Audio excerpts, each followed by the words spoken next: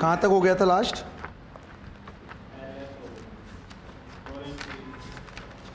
अच्छा ठीक है,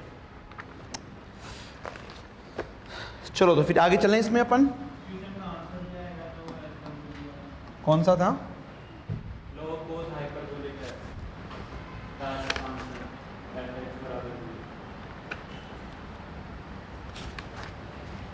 मुझे पर पता, अच्छा ये इसका ऑप्शन देखो, 1/2x² माइनस 1/12x4, यही आ रहा है।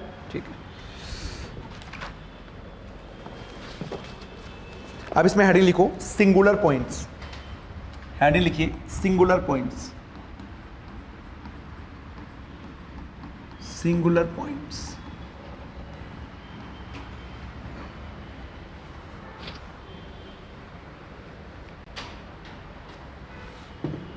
तो लिख लो सिंगुलर पॉइंट क्या होते हैं?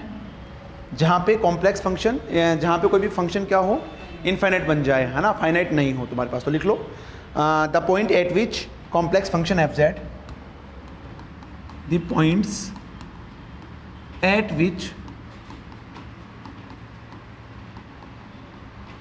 Complex function F Z, complex function F Z is not analytic are said to be, is not analytic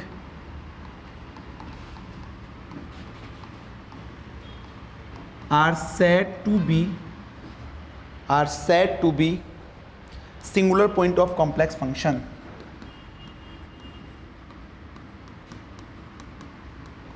Of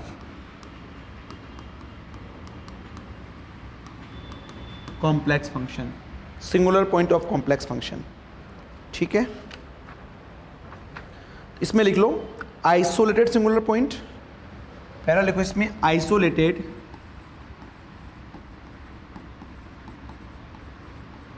singular point, isolated singular point. ठीक, लिखो इसमें if a function fz is not analytic, if a function fz is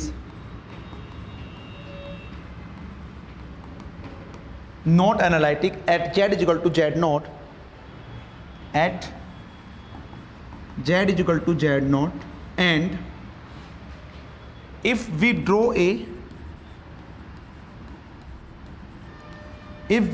a circle,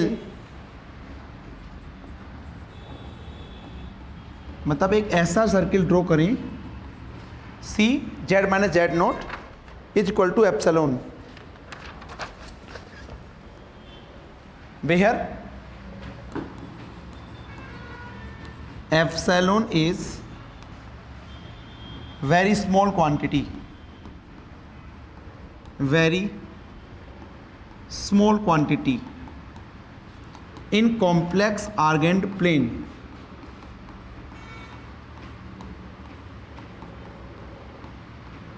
in complex argand plane such that there are no other singular point, such that there are no other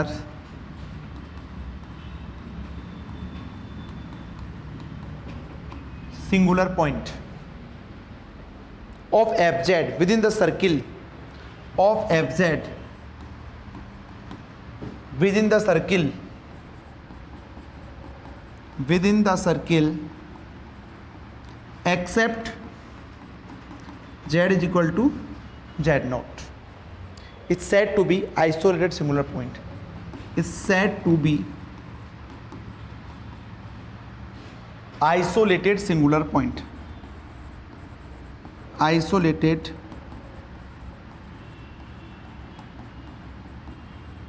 singular point। ठीक है, एक बार लिखो फिर मैं explain करता हूं इसको।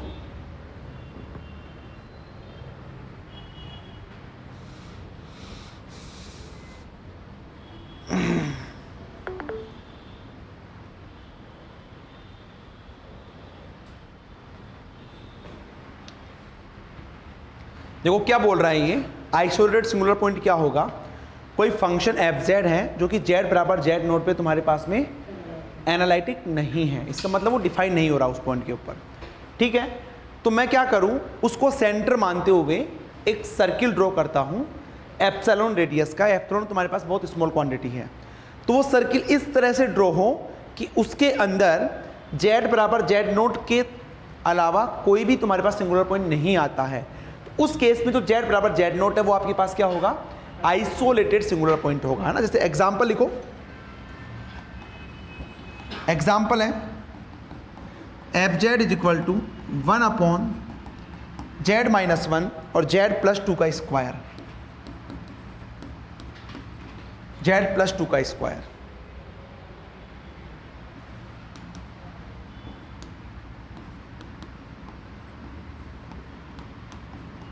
बताओ सिंगुलर पॉइंट्स क्या है, सिंगुलर पॉइंट्स क्या है, 1 and -2, this is Z and this is F Z, ठीक। एक तो तुम्हारे पास कहाँ पे है, एक तो आपके पास -2 पे है और एक आपके पास में +1 पे है। तो यहाँ पे मैं क्या करूँगा, इसको सेंटर मानते हुए एक रेडियस ड्रॉ करूँगा, मतलब एक सर्किल ड्रॉ करूँगा, और ऐसे ही यहाँ पे करूँगा तुम्हारे पास में। इसका जो रेडियस होगा तुम्हारे पास वो क्या होगा, एप्सिलॉन, बहुत कम होगा तुम्हारे पास। तो इसके अंदर कोई और सिंगुलरिटी आ रही है, नहीं आ रही, इसके अंदर नहीं आ रही। तो यहाँ पे जेड बराबर 1 और -2 आपके पास क्या होंगे, आइसोलेटेड सिंगुलर पॉइंट। इसको निकालने का तरीका दूसरा होगा, मैं बताऊंगा, लेकिन जस्ट इसको एक्सप्लेन मैंने किया है, इसकी डेफिनेशन तुम्हारे पास ही है, तो ये बना लो और लिख लो, जेड बराबर 1 and -2 are, Z is equal to 1 and -2 are isolated singular point, isolated singular point.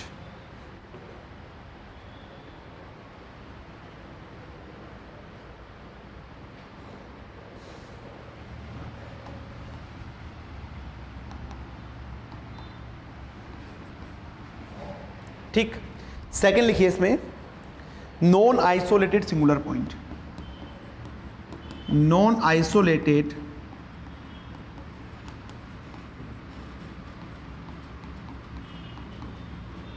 Singular point, non isolated singular point. तो लिख लो, if a function F Z is not defined at z is equal to z naught, and if we draw a circle such that, and if we draw a circle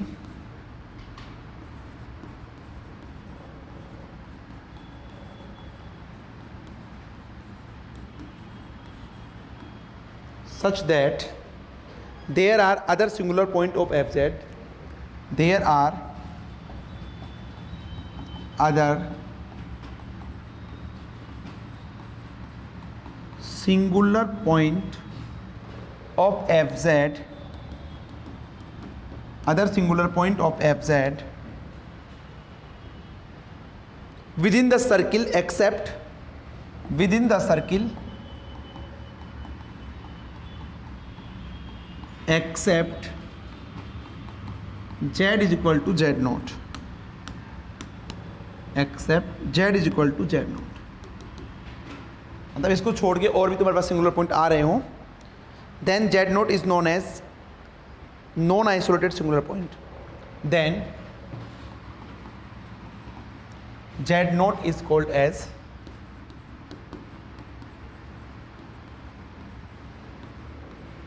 non isolated singular point.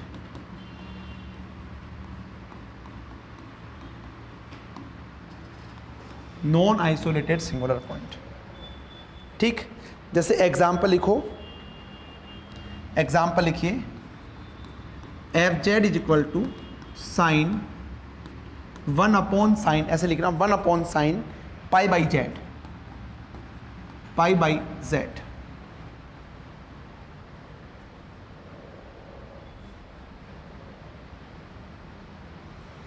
ठीक है, तो condition of singularity क्या होगा,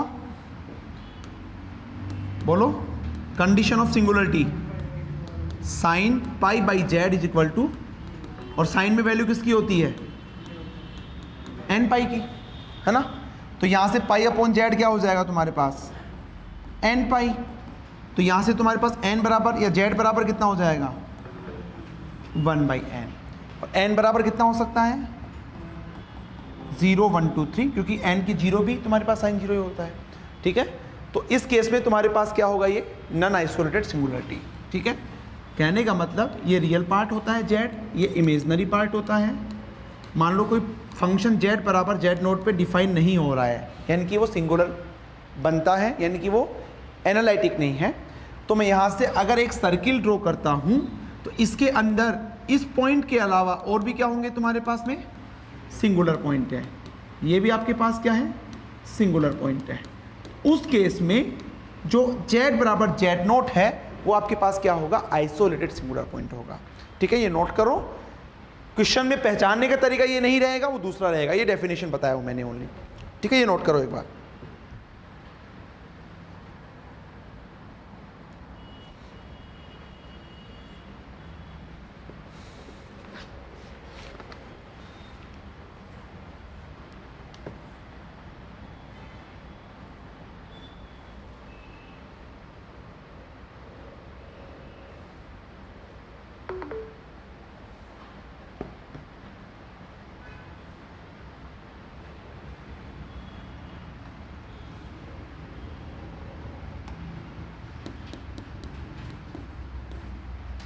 अब इसमें note करके लिख लो, that is very important specially for exam purpose.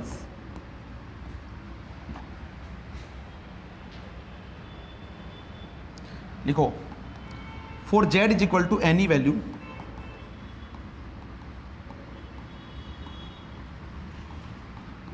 If N become infinite, then non-isolated singularity,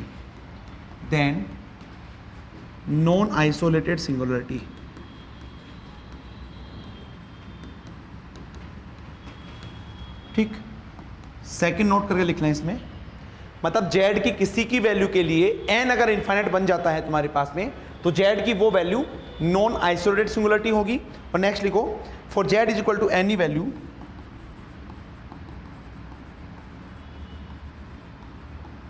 if n is equal to finite,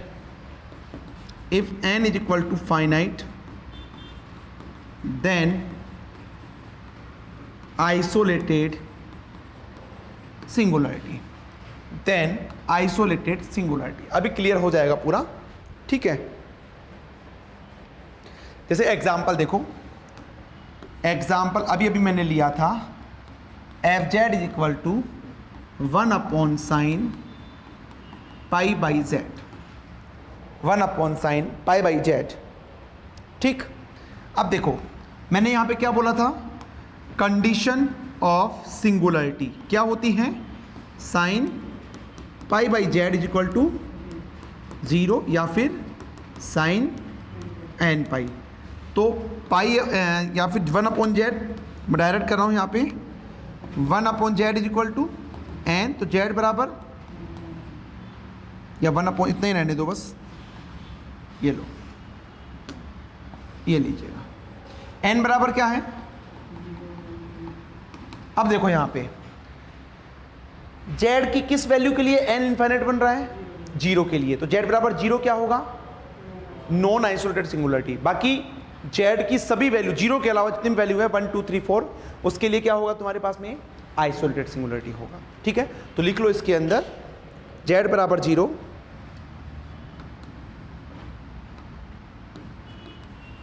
for z बराबर 0 n is equal to infinite, so z बराबर 0 is non isolated singularity. ठीक, and for z is equal to 1 2 3 n infinite नहीं बनेगा, so Z is equal to 1 2 3 जो भी चलेगा is isolated singularity.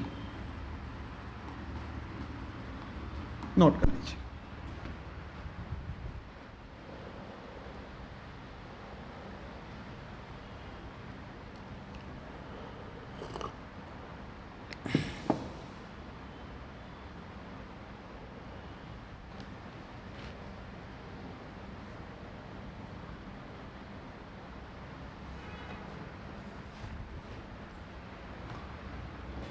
ठीक है, जैसे क्वेश्चन कर लेते हैं तो पता लगेगा कि आप पहचान पाते हो या नहीं पहचान पाते। लिखिए क्वेश्चन, और ये इंपॉर्टेंट क्वेश्चन है।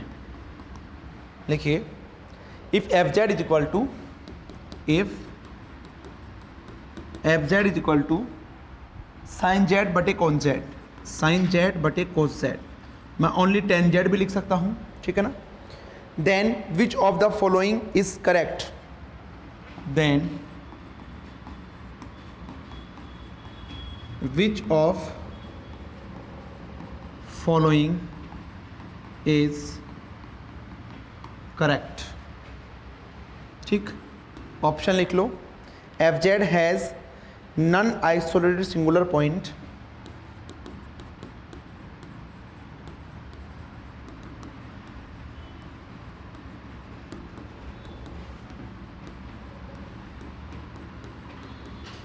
at z is equal to 0।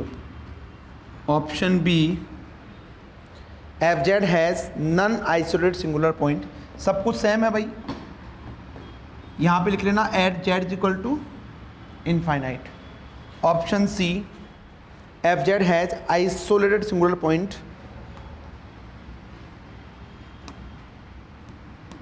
F Z has isolated singular point at z is equal to infinite, and option D, none of these।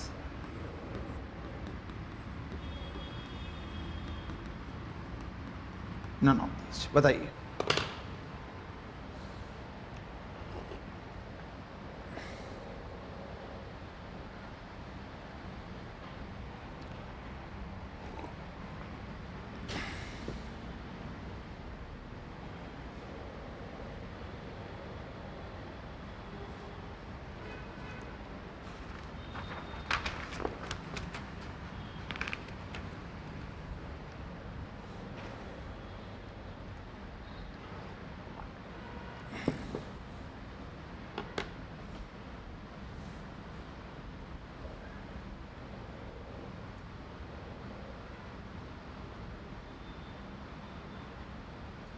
बताओ भाई कौन सा ऑप्शन होगा।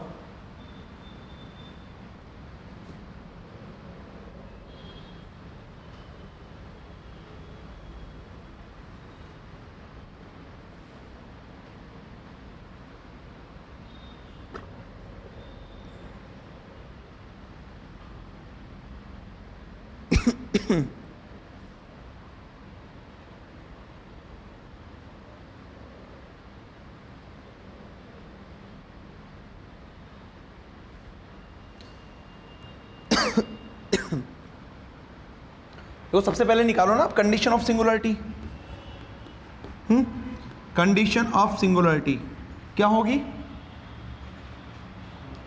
कोस जेड बराबर 0, और कोस 0 कहाँ पे बनता है, π/2, 2π/2, 3π/2, तो क्या होगा कोस 2n + 1 π/2, ऐसा ही तो होगा। अब मान लो n की वैल्यू यहाँ पे अगर मैं ओनली कोस n π/2 लिख देता हूँ तो वो गलत हो जाएगा ना, ये कन्फर्म है ना सबका। अगर मैं कोस n π/2 लिख देता हूँ तो अगर मैं n बराबर 2 ले लूँगा तो क्या ये बनेगा, क्या नहीं बनेगा, है ना। तो ये होता है, और n बराबर क्या होता है, ये सब कुछ क्लियर है। तो यहाँ से तुम्हारे पास क्या होगा, z इज इक्वल टू, अब मुझे बताओ n इनफाइनाइट कहाँ बनेगा, n जो है वो इनफाइनाइट किसकी वैल्यू के लिए बनेगा, z की, बोलो। ऑप्शन में देख लो, ऑप्शन में क्या तो 0 आ रहा है, अगर z बराबर 0 रखूंगा तो n इनफाइनाइट बनेगा, क्या नहीं बनेगा, इनफाइनाइट रखने पे इनफाइनाइट बनेगा, ठीक है ना। Means n is equal to infinite only if z is equal to infinite. इसका मतलब क्या हुआ, z बराबर infinite is an non isolated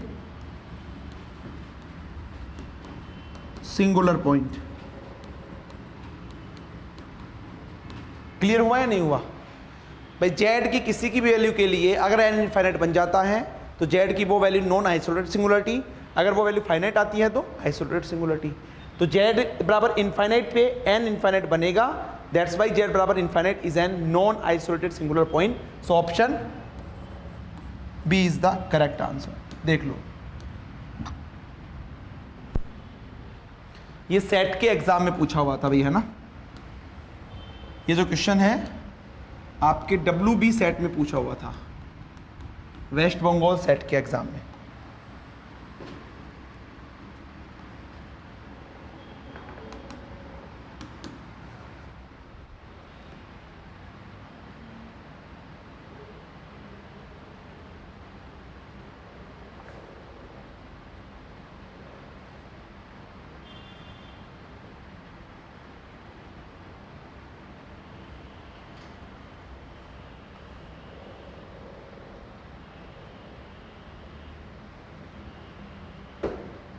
हो गया? अब लिखो इसके अंदर general form of Lorentz series. लिखिए general form of Lorentz series, general form of Lorentz series. ठीक, तो लिख दो अपनी अपनी कॉपी के अंदर। एफ जेड क्या लिखवा रखा है मैंने, summation n is equal to 0 से infinite A N Z minus Z zero की power n plus summation n बराबर 1 to infinite B N upon, और इसे ही बोला जाता है तुम्हारे पास में प्रिंसिपल पार्ट। लिख लो principal part of Lorentz series. This is the principal part of Lorentz series।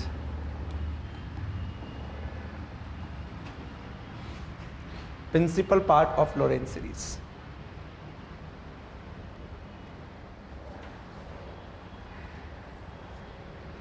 ठीक, अब लिखो नीचे लाइन से, नीचे लाइन से लिखिए depending on principal part of Lorentz series,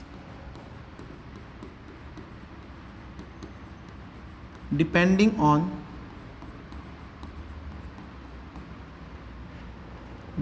on principal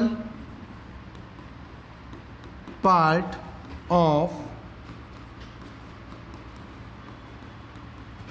Lorentz series, expansion the singular point can be categorized, Lorentz series expansion the singular point can be categorized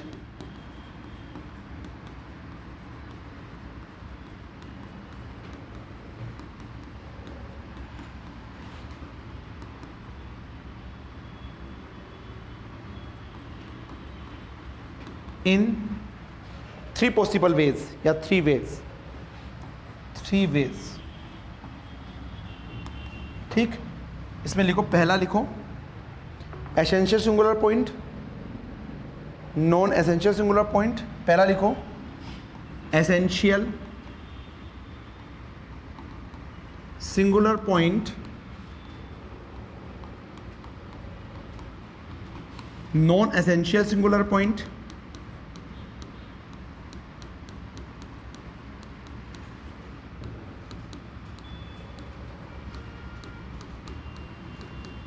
और third removable singular point.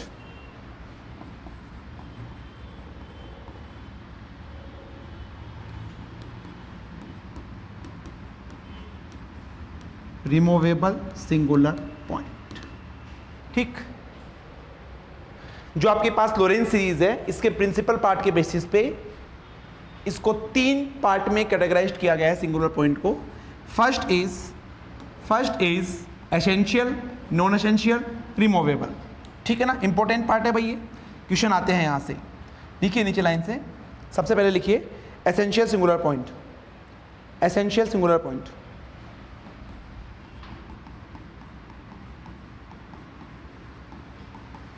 Essential singular point.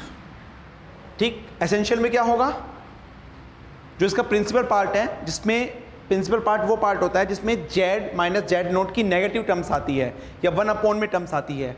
अगर वो infinite terms चलती है तो आपके पास क्या होगा, वो एसेंशियल होगा। तो लिखिए इसके अंदर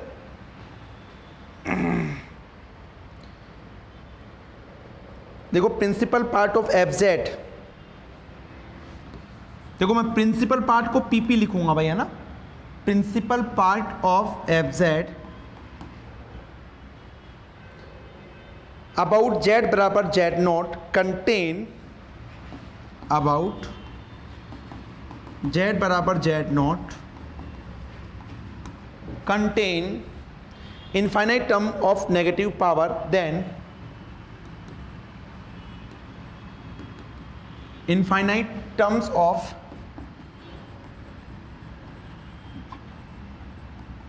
negative power, then z बराबर z naught is essential singular point, z बराबर z naught is essential singular point,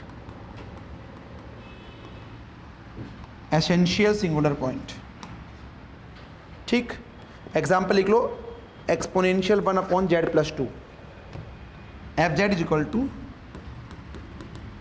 exponential 1/z+2। ठीक है, अब आपको डायरेक्टली पूछेंगे बताओ ये कौन सा सिंगुलर पॉइंट है। ठीक है, तो सबसे पहले क्या करोगे, कंडीशन ऑफ सिंगुलरिटी। क्या होगा भाई कंडीशन ऑफ सिंगुलरिटी, ये इनफाइनाइट कब बनेगा, जब e की पावर इनफाइनाइट हो। तो ये इनफाइनाइट कब बनेगा, z बराबर, अगर मैं z बराबर यहाँ पे -2 रख देता हूँ तो देखो 1/0 बन जाएगा, 1/0 इनफाइनाइट और e की पावर इनफाइनाइट इनफाइनाइट। तो ये आपके पास आ गया। ठीक है, अब इसको एक्सपेंड कर दो तो ये हो जाएगा F Z is equal to 1 + x + x² upon factorial 2। ये तुम्हारे पास चलता रहेगा। ठीक है ना, लिख लो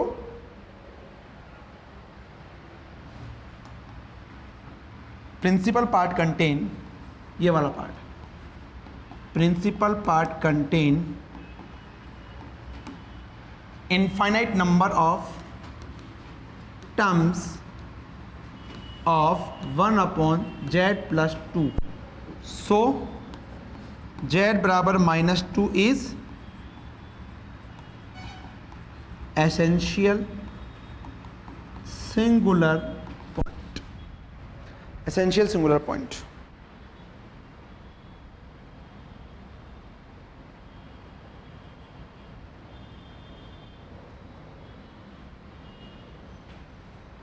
क्लियर है ये?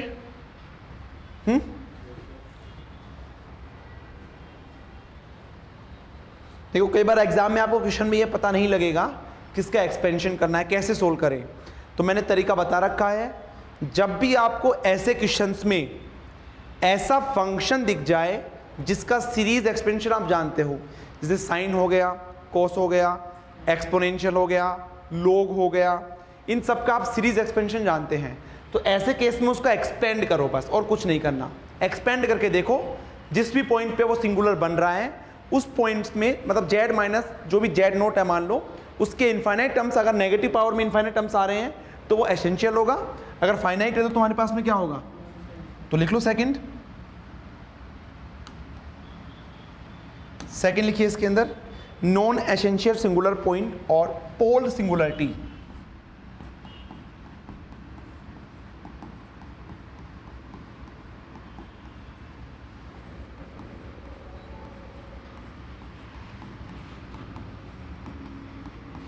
पोल singularity, pole singularity, non essential singular point और पोल सिंगुलरिटी। ठीक है, तो लिख लो इसके अंदर if pp of Lorentz series expansion, if principal part, if pp of Lorentz series expansion of fz about z बराबर z not, of fz about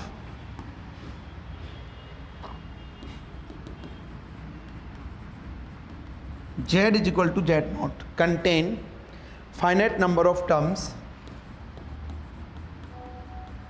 finite number of terms, finite number of terms of negative power of z, of negative power of z, then negative power of z minus z naught, then z is equal to z naught is non-essential singular point, non-essential singular point.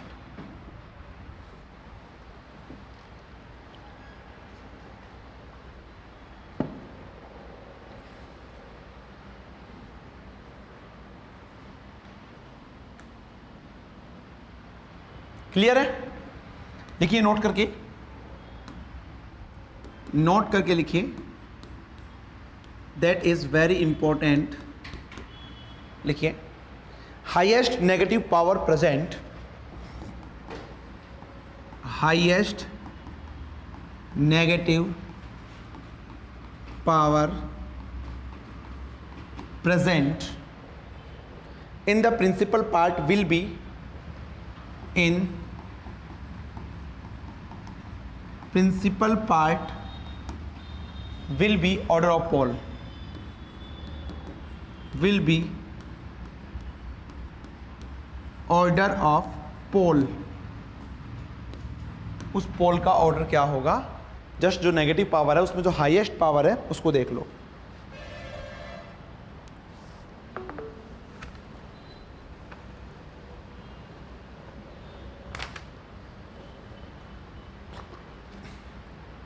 जैसे example करते हैं ना, लिख लो, question करके लिख लो, question करके लिख लो.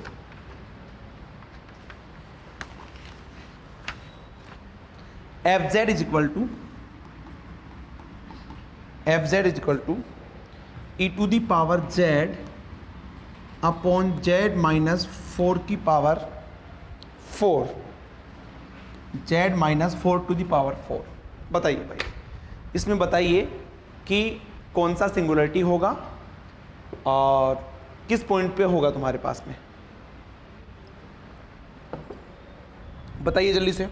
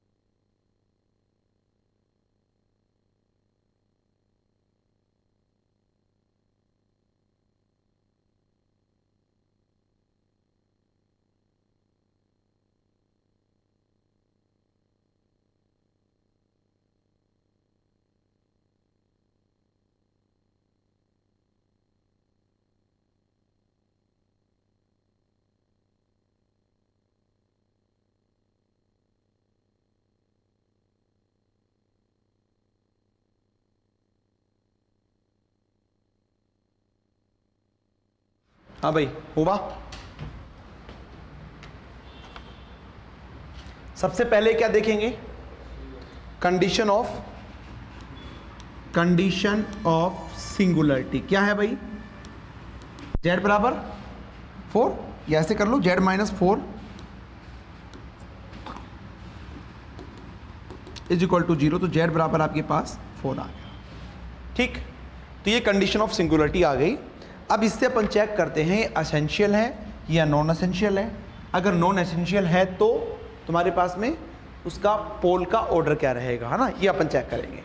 तो मैं क्या करूंगा, सबसे पहले फंक्शन को z माइनस 4 के फॉर्म में बनाऊंगा। वो कैसे बनेगा, z माइनस 4 के फॉर्म में कैसे बनेगा, e to the power z minus 4 plus 4 कर सकता हूं ऐसा, अपॉन में z माइनस 4 की पावर 4। ठीक है, अब देखो इसको मैं ऐसे लिख सकता हूं क्या, e to the power z minus 4 into E to the power 4 upon में z माइनस 4 की पावर 4 लिख सकता हूं, क्योंकि बेस इक्वल है तो पावर तुम्हारे पास ऐड हो जाती है ना, ये सब लोग जानते होंगे। चलिए अब देखिए यहाँ पे e to the power 4 constant है, बाहर आ गया, अपॉन z माइनस 4 की पावर 4। मैंने क्या बोला, जब भी क्वेश्चन में सीरीज एक्सपेंशन टाइप का फंक्शन हो उसको एक्सपेंड कर दो, तो क्या हो जाएगा 1 plus x square upon factorial 2 plus 1 upon factorial 3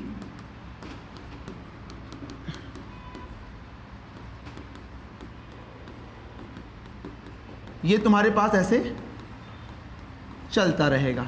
ठीक है, अब इसको अंदर ले जाओ तो ये आपके पास आ जाएगा e टू द पावर 4, ये कितना हो जाएगा भाई 1 अपॉन z माइनस 4 की पावर 4, ठीक है, plus 1 upon factorial 2 z minus 4 का square 1 upon factorial 3 z minus 4 plus 1 upon factorial 5 z minus 4 की पावर 1। तो ये पूरा पार्ट कौन सा होगा, टेलर वाला, और ये वाला तुम्हारे पास कौन सा हो जाएगा, this is the principal part contain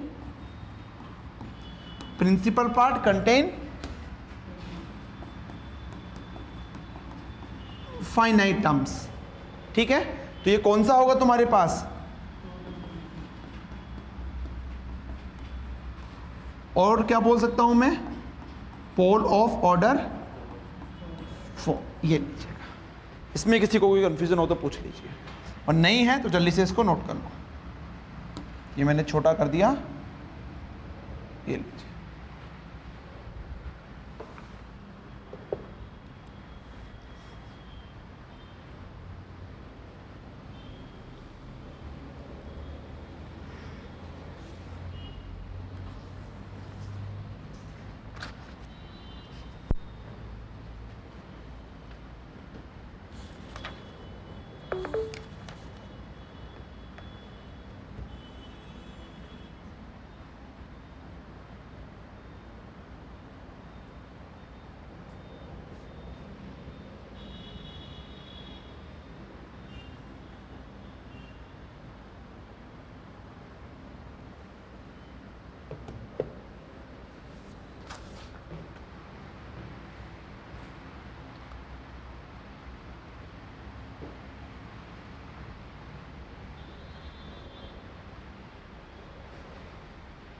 Ashok,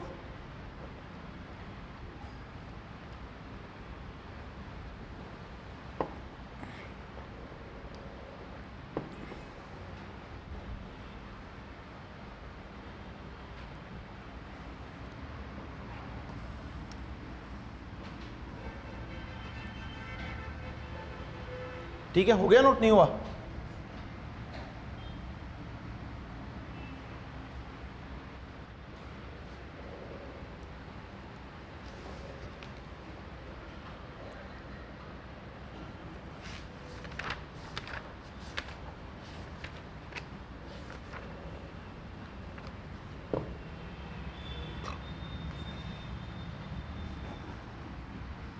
चलिए नेक्स्ट लिखिए। इसके अंदर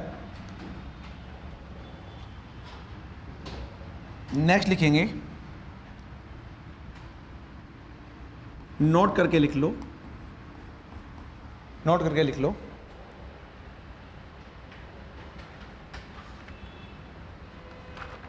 सेकेंड डेफिनेशन ऑफ पोल, ठीक है। एक डेफिनेशन तो अपन लोरेंज सीरीज से निकालेंगे और सेकेंड डेफिनेशन लिख लो। Second definition of pole, second definition of pole, ठीक। लिख लो इसके अंदर, if limit z tends to z naught F Z क्या बन जाए, इनफाइनाइट बन जाए। कहने का मतलब not defined. If limit z tends to z naught F Z आपके पास में नॉट डिफाइंड बन जाए, then limit z tends to z naught, z tends to z naught, z minus z not की पावर n एफ जेड।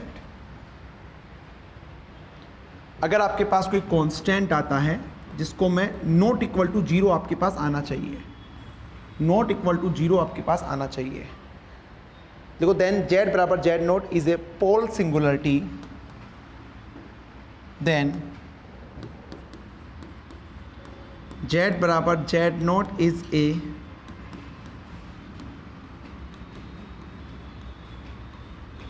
पोल singularity और non essential singularity.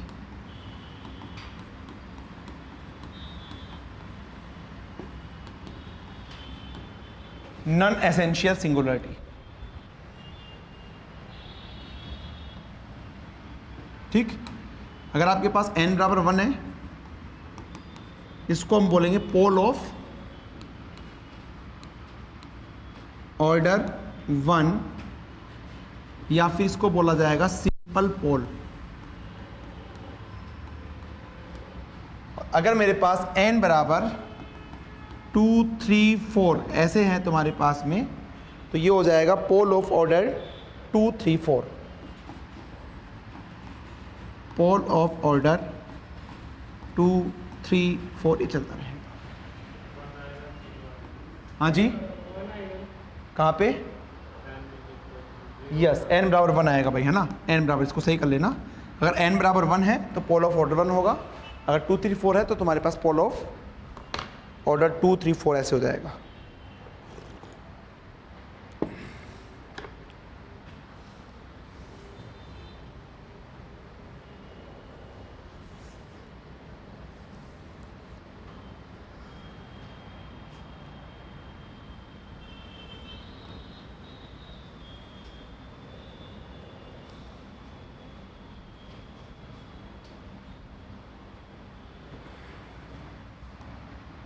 ठीक, question लिखो, question लिखो। एफ जेड आपके पास है, F Z is equal to 1/z plus 1 into z plus 2। तो आपको बताना है कि इस सिंगुलरिटी कौन सी होगी, और अगर पोल है तो कौन से ऑर्डर का पोल है।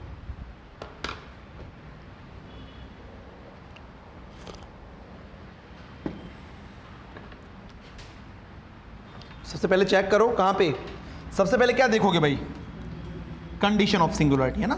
क्वेश्चन करने का तरीका ही ये है, सबसे पहले आप चेक करो कंडीशन ऑफ सिंगुलरिटी, मतलब z plus 1 z plus 2 is equal to, एक तो z बराबर -1 आ गया, एंड दूसरा, अब चेक करो z बराबर -1 और -2 पे कैसा सिंगुलरिटी है। ठीक, तो मैं क्या करूँगा, सबसे पहले चेक करूँगा at z is equal to -1। तो देखो लिमिट z टेंस टू 1 रखता हूँ और एफ जेड निकालता हूँ, तो कितना आएगा, z बराबर -1 रखो तो ये 0 बन गया और ये 1 बन गया, तो 1/0 कितना आ गया, इनफाइनाइट। ये तुम्हारे पास इनफाइनाइट बन रहा है।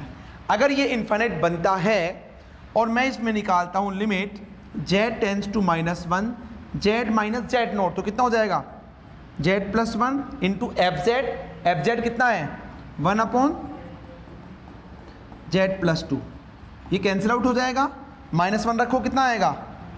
-1 आएगा ना, +1 आएगा, जो कि 0 है क्या? 0 नहीं है। अगर ऐसी कंडीशन सेटिस्फाई होती है तो मैं क्या बोलूँगा? z बराबर -1 is a simple pole. Simple इसलिए बिकॉज यहाँ पे इसकी पावर 1 है। ठीक, ऐसे ही आप z बराबर 2 के लिए -2 के लिए निकाल लो, वो भी क्या आएगा तुम्हारे पास? सिंपल पोल आएगा।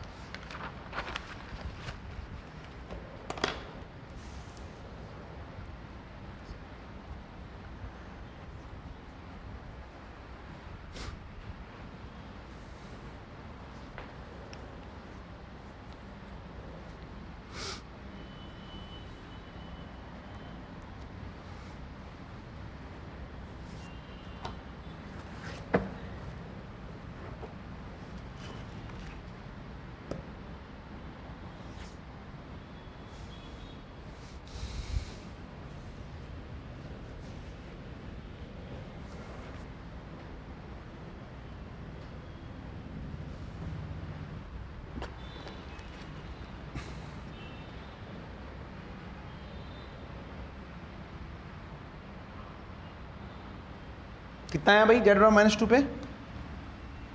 आ रहा है simple. At z is equal to -2, तो सबसे पहले हम चेक करेंगे limit z tends to -2 f z कितना बन रहा है? इनफाइनाइट बन रहा है। अगर इनफाइनाइट बनता है तो हमें क्या चेक करना है? Limit z tends to -1 z plus 2 f z कितना आएगा? ये z की वैल्यू में -1 आएगा क्या? Which is not equal to 0। तो इसका मतलब क्या हो गया? z is equal to -2 is a simple pole. ये लीजिएगा। ठीक, नेक्स्ट क्वेश्चन मुझे करके बताओ आप। If F Z is equal to sine Z upon में Z cube has option A pole of order 3, option B pole of order 2, option C pole of order 1, option D essential singularity. Essential singularity. ठीक, and that is very important question, RPSC में पूछा हुआ है।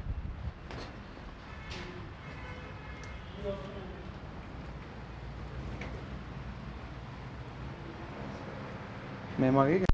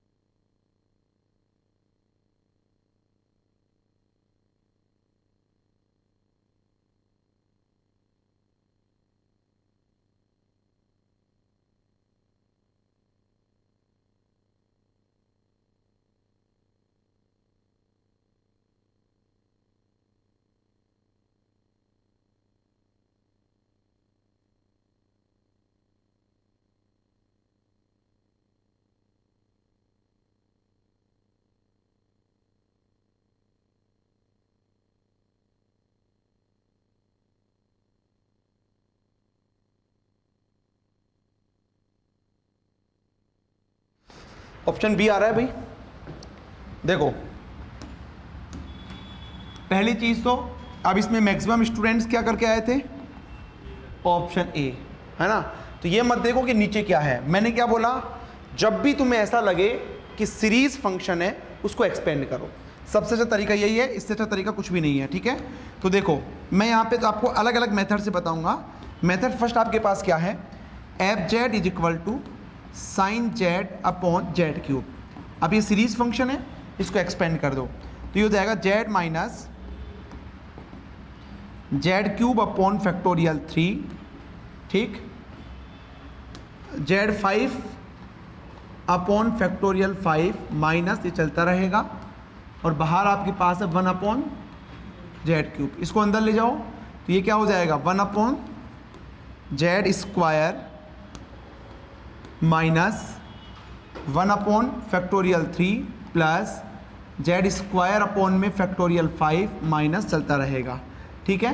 तो ये आपके पास कौन सा पार्ट है, प्रिंसिपल पार्ट, और कैसे टर्म्स है, फाइनाइट टर्म है, और मैक्सिमम पावर कितना है 2। सो जेड बराबर 0 is a pole of order 2, pole of order 2, ठीक। एक मेथड तो आपके पास ये हो गया। नेक्स्ट मेथड देखते हैं इसका, नेक्स्ट मेथड देखते हैं, मेथड सेकंड। देखो आपके पास क्या है, F Z is equal to sine Z upon में जेड क्यूब, ठीक। तो मैं तुम्हें बोलूँ कि बताओ जेड बराबर 0 पे सिंगुलरिटी, तो अभी तो तुम्हें क्या दिखेगी, ये 0/0 दिखेगा। तो इसको मुझे क्या लिखना होगा, इसको मुझे लिखना होगा, देखो लिमिट जेड टेंस टू 0, ये मुझे लिखना होगा।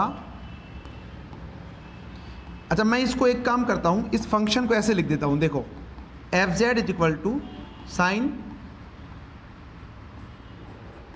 ऐसे किसी को दिक्कत थोड़ी है भाई, है तो साइन जेड क्यू भी है ना तुम्हारे पास में अपोन में, ठीक है ना। तो यहाँ से देखो अब क्या हो जाएगा, अब चेक करो, limit Z tends to 0 F z कितना बन रहा है, लिमिट जेड टेंस टू 0 ऊपर भी लगाएंगे नीचे भी लगाएंगे, ऊपर कितना बनेगा 1 और नीचे कितना बनेगा 0, तो क्या बन गया है ये इनफाइनाइट बन रहा है। तो limit Z tends to 0 Z minus 0 का स्क्वायर इंटू एफ जेड, ठीक है। कहने का मतलब limit Z tends to 0 Z minus 0 का square sine z by z upon में जेड स्क्वायर लिख सकता हूँ वैसा। ये कैंसिल आउट हो गया और इसकी वैल्यू कितनी हो गई, which is not equal to 0। तो देख लो यहाँ पे पावर कितनी है तुम्हारे पास, तो पोल ऑफ ऑर्डर कितना हो गया तुम्हारे पास में, ये भी तुम्हारे पास में 2 ऑर्डर का हो गया, ठीक। तीसरा मेथड देखो, तीसरा मेथड, मेथड 3, मेथड 3 देखो एफ जेड बाप आपके पास कितना था, sine Z upon z cube. तो लिमिट जेड बराबर 0 रखता हूं तो ये क्या बनेगा, ठीक है। तो छोटी क्लास में आपने पढ़ा होगा, अगर 0/0 का होता है तो क्या करते हैं, DL हॉस्पिटल रूल लगाते हैं, ऊपर नीचे, ऊपर क्या बन जाएगा और नीचे क्या बन जाएगा 3z²। अब वापस से वो चेक कर लो, अब वापस से चेक कर लो, limit Z tends to 0 F Z क्या बनेगा आपके पास, इनफाइनाइट बनेगा क्योंकि cos 0 1 होता है। तो limit Z tends to 0 Z minus 0 का square cos Z upon Z minus 0 का स्क्वायर, ये 3z² कर देना इसको,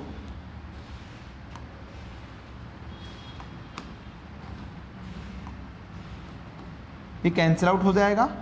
तो ये तुम्हारे पास नॉट इक्वल टू 0 बनेगा, है ना, 1/3 जो भी बन रहा है तुम्हारे पास।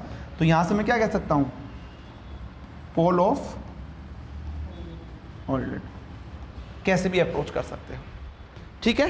तो ये 3 मेथड है इसको करने के, कैसे भी आप कर सकते हो। चले आगे, नेक्स्ट लिखें, ये नोट कर रहे हो क्या, कर लो जल्दी से कर लो।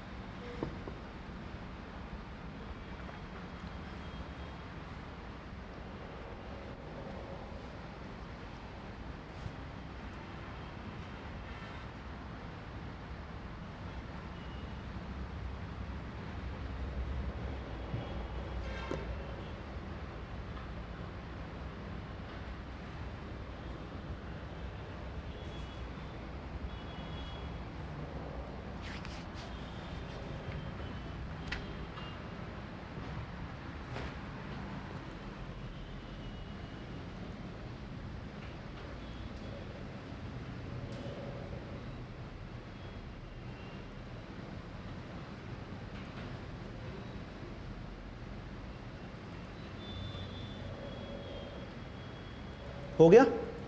नेक्स्ट लिखिए रिमूवेबल सिंगुलरिटी।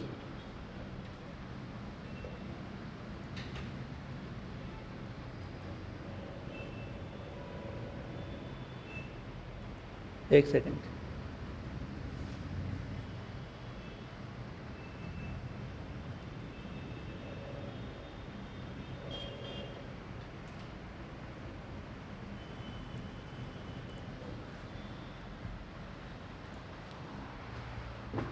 नेक्स्ट लिखिए रिमूवेबल सिंगुलरिटी।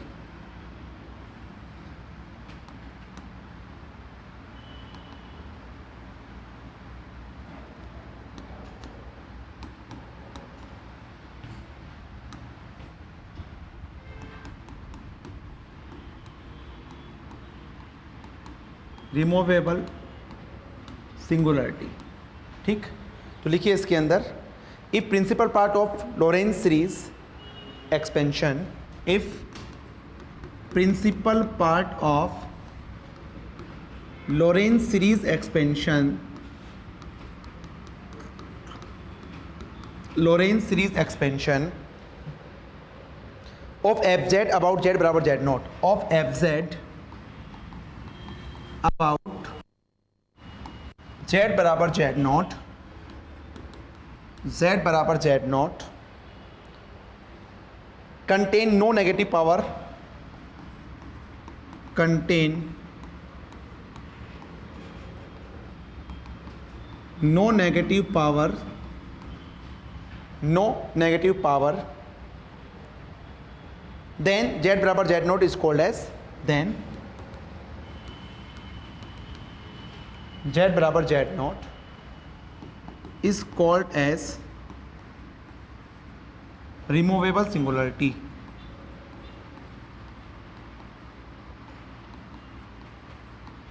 रिमूवेबल सिंगुलरिटी, ठीक। एग्जाम्पल लिख लो, एफ जेड बराबर sine z by z, f z बराबर साइन जेड बाई जेड, ठीक। अब देखो इसका एक्सपेंशन अगर मैं कर देता हूँ तो कितना हो जाएगा भाई, Z minus Z cube by factorial 3, Z बा 5 बाई फैक्टोरियल 5, ये तुम्हारे पास चलता रहेगा। इसको अंदर ले जाओ तो कितना हो जाएगा, 1 minus z square upon factorial 3 plus z 4 upon factorial 5, ठीक है। So no negative power of z minus Z naught, so z बराबर 0 is a removable singularity, removable singularity.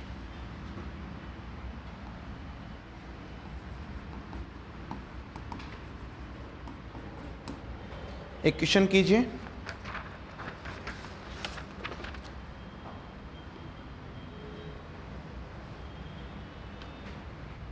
F Z is equal to Z minus sine Z upon z cube has option A pole of order 1, option B pole of order 2, option C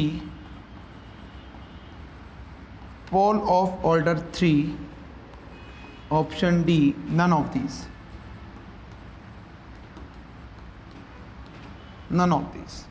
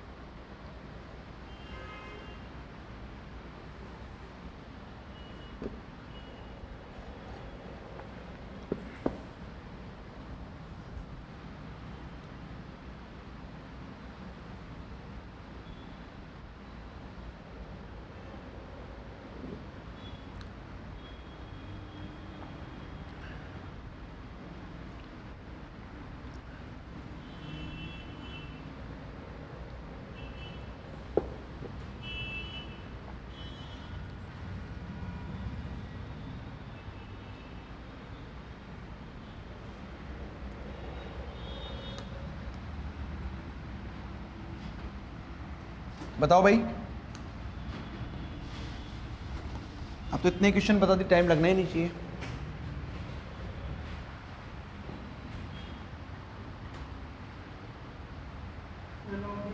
none of these, है ना, बिल्कुल आसान तो है तुम्हारे पास। मैंने क्या बोला, सीरीज दिखते उसको एक्सपेंड कर दो, बस सोचो ही मत।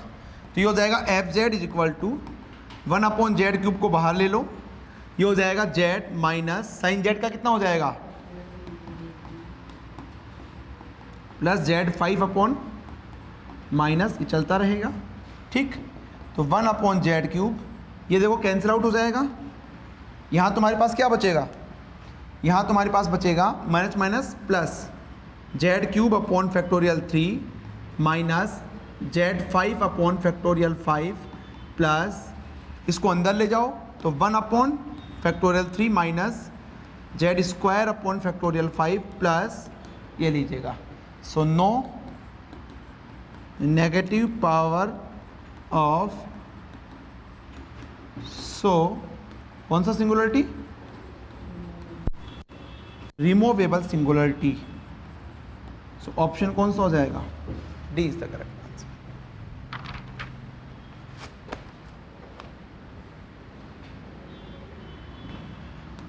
कर लो जल्दी से नोट, ये नोट करो पहले, फिर एक क्वेश्चन लिखना। If F Z is equal to Z minus sine z/z⁴ then which option is correct.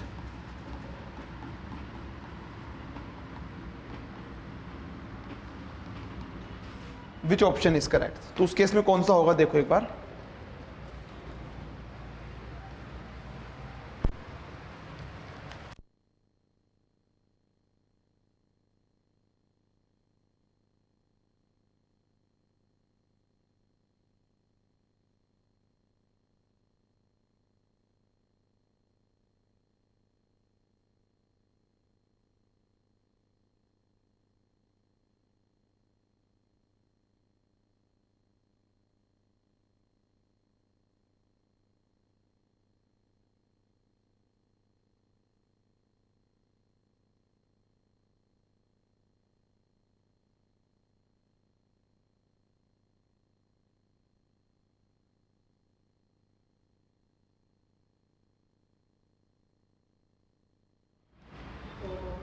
Pole of order 1,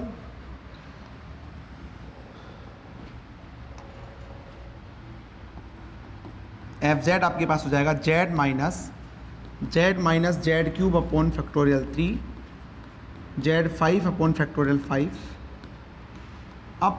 z⁴, ठीक।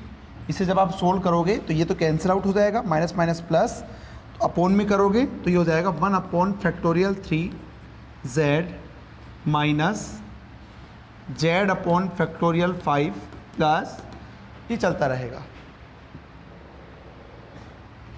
This is principal part. So pole of order 1,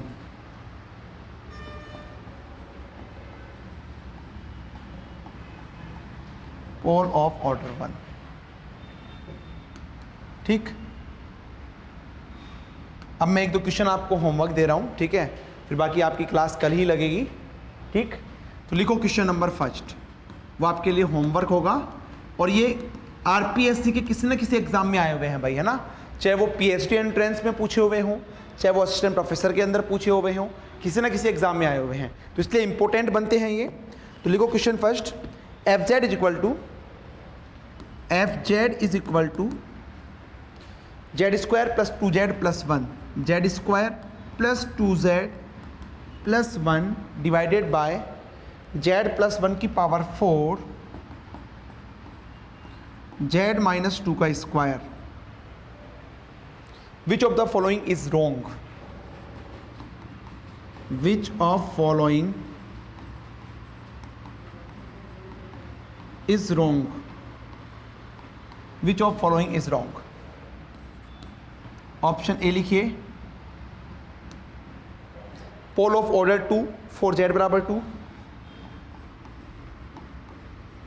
pole of order 2 for Z बराबर 2, option B pole of order 2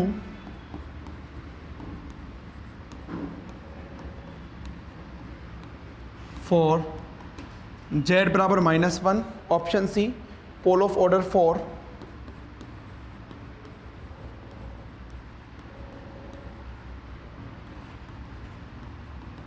Z बराबर -1, option D none of these.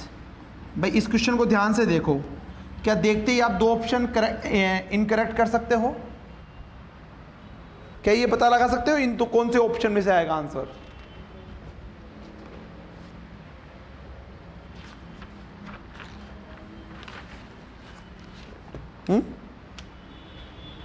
देखो question क्या पूछा है, विच of the following is सही नहीं है, बी और नहीं, इधर समझो एक बार, तुम्हारे पास में ये बोल रहा है pole of order 2 for Z बराबर -1 और pole of order 4 for Z बराबर -1। क्या दोनों एक टाइम पे सही हो सकते हैं क्या? क्या तो ये सही हो गया, ये सही होगा? समझ में आ रहा है भाई? जेड बराबर -1 पे आपका ऑर्डर 2 भी बोल रहा है और जेड बराबर -1 पे आपका ऑर्डर 4 भी बोल रहा है। इनको तो चेक ही नहीं करना तुम्हें तो जेड बराबर -1 पे चेक करना है, 2 पे तो तुम्हें चेक करने की जरूरत ही नहीं है। क्यों? क्योंकि ये कंफर्मेशन हो गया ऑप्शन से इन दोनों में से एक ऑप्शन गलत होगा। समझ में आ रहा है? क्या दोनों ऑप्शन सही हो सकते हैं क्या? तुम खुद सोचो, जेड बराबर -1 पे 2 ऑर्डर का और 4 ऑर्डर का दोनों नहीं हो सकते ना, एक सही होगा एक गलत होगा, तो डायरेक्टली जेड बराबर -1 पे ही चेक करना है तुम्हें। ठीक, ये होमवर्क है, करना है इसको। कौन सा आता है तुम्हारे पास में? कौन सा? बी आएगा। कौन सा गलत है ये पूछा है, बी गलत है।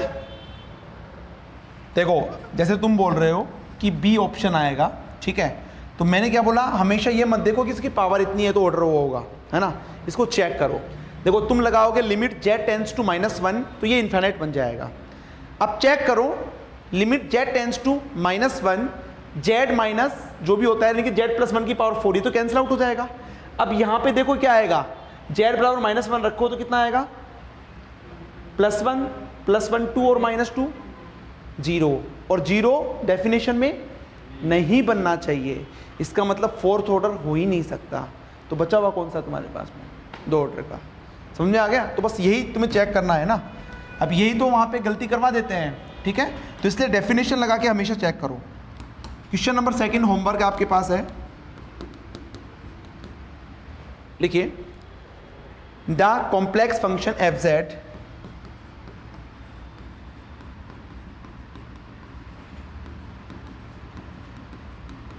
the complex function fz is equal to e to the power under root z minus e to the power minus under root z divided by sin under root z।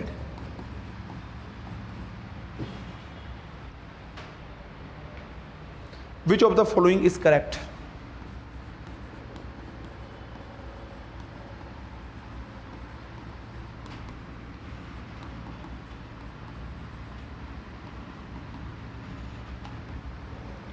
Which of following is correct? Option A, z बराबर 0 is a pole of order 1, z बराबर 0 is a pole of order 1, z बराबर 0 is a pole of order 2,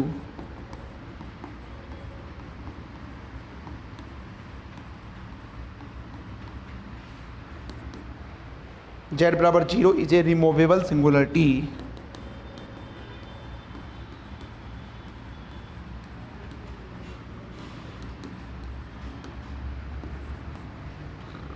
z बराबर 0 is essential singularity।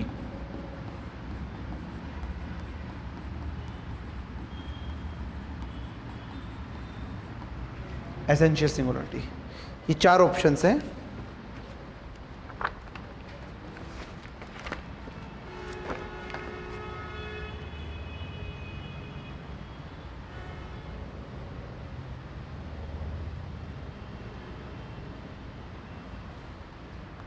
ठीक है भाई, ये 2 question आपके लिए होमवर्क हैं। कल अपन आते ही देखेंगे रेजिड्यू एट सिंगुलर पॉइंट, ठीक है ना। ये जितने भी सिंगुलर पॉइंट है इन पे रेजिड्यू की वैल्यू कितनी है, और उसके बाद में अपन देखेंगे कॉशी रेजिड्यू थ्योरम। जैसे अपन ने पहले इंटीग्रेशन सोल्व किए थे वैसे इंटीग्रेशन सोल्व करेंगे, लेकिन इस बार किससे करेंगे, कॉशी रेजिड्यू थ्योरम से करेंगे, ठीक है। वो अपन कल देखेंगे। टाइम तुम्हारा वही शाम को 5 बजे रहेगा। आज तो कोई मीटिंग है, वहाँ जाना है, इसलिए मैंने पहले आपको बुला लिया, ठीक है भाई। चलिए अशोक।